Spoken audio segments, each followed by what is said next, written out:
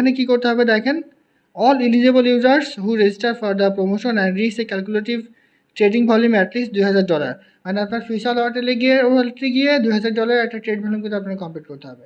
ভয়ের কোনো কারণ নাই, $2 থেকে $3 থাকলে আপনার $2000 ট্রেড ভলিউম কিন্তু আপনি এখানে কমপ্লিট করতে পারবেন। ঠিক আছে, তো এই জন্য এখানে কি করতে হবে, জাস্ট এটা রেজিস্টার নাও এখানটা ক্লিক করতে হবে।